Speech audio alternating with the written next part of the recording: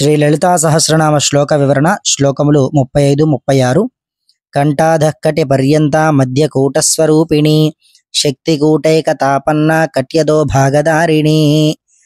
కంఠం కింద నుండి నడుము వరకు ఉన్న కామరాజకూటమును తన స్వరూపంగా గల తల్లికి నమస్కారములు.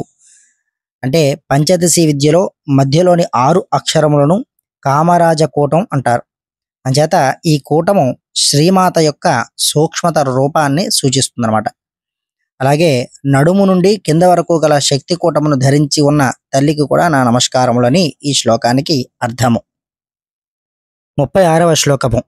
మూలమంత్రాత్మిక మూల కూటత్రయ కళేభర కులామృతైక రసిక కుల సంకేత పాళిని.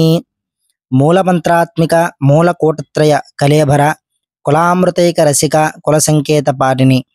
సర్వానికి మూలమైన పంచదశాక్షరి మంత్రమే కూటములన్నిటినీ ఆత్మస్వరూపంగా గల తల్లికి నమస్కారములు అని అర్థం. అలాగే మూలమంత్రమైన పంచాదశాక్షరిలో కూటములన్నీ తన స్వరూపంగా గల తల్లికి నమస్కారములు అని 2వ పదానికి అర్థం. ఇక 3వది కులామృతమునందు ప్రీతి కలిగి ఉండు తల్లికి నా నమస్కారములు అని అర్థము. మరొక శ్లోకము అర్థంతో మరలా కలుసుకుందాం. ఛానల్ సబ్స్క్రైబ్ చేసుకోండి, లైక్ చేయండి, ఈ యొక్క సమాచారాన్ని 10 మందికి అందజేయండి. స్వస్తి.